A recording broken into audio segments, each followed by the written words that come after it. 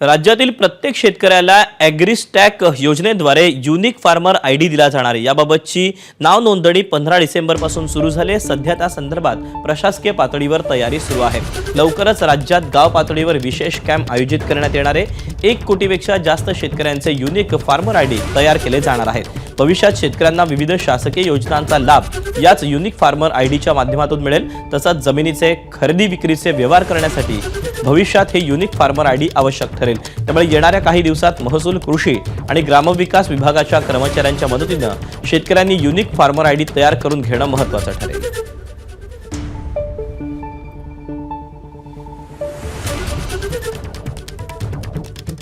नागपूरच्या विभागीय आयुक्त विजयलक्ष्मी बिदरी मॅडम आहेत। मॅम, अत्यंत महत्त्वाकांक्षी योजना आहे। प्रत्येक शेतकऱ्याचा एक युनिक आयडी नंबर असणार आहे। हो, हे जे ॲग्रीस्टॅक प्रोग्राम आहे हे केंद्र शासनाचा एक महत्त्वाकांक्षी कार्यक्रम आहे। यामध्ये महाराष्ट्राचे जो 1 कोटीच्या वर जे शेतकरी आहे ते सगळ्यांच्या पण जे आहे आधार नंबर चे सोबत त्यांचे लँड रेकॉर्ड जो आहे तर लँडची जो माहिती आहे त्याच्यासोबत जोडण्यात येणार आहे। तो आता सर्वात पहिले आम्ही जो नियोजन करत आहे, जो तयारी करत आहे ते रोलआउटसाठी त्यामध्ये आम्ही प्रत्येक गावामध्ये कॅम्प्स करण्यासाठी तयारी करत आहे। आणि इथे कॅम्प्समध्ये जे शेतकरी आहे आणि त्यांचे जे काही लँड होल्डिंग आहे त्यांच्या अगेन्स्ट त्यांचे जो आधार नंबर आहे त्याचे सीडिंग होतील। यामुळे काय होतील की आधार नंबर आणि खातेदार यांचे दोन्हीचे आम्हाला लिंक तयार करायची आहे।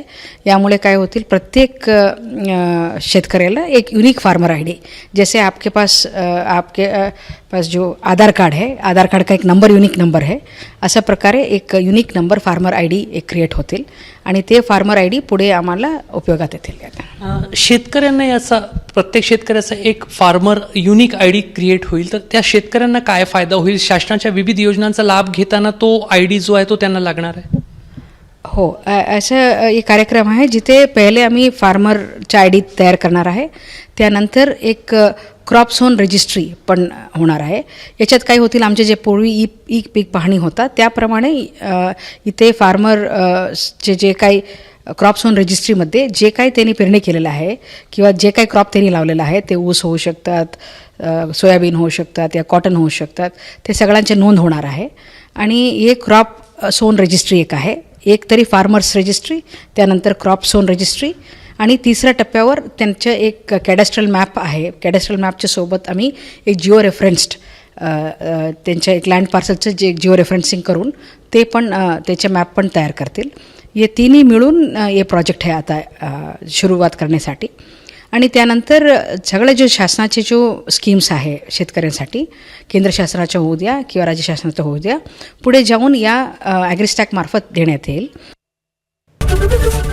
एबीपी माझा, उघडा डोळे बघा नीट।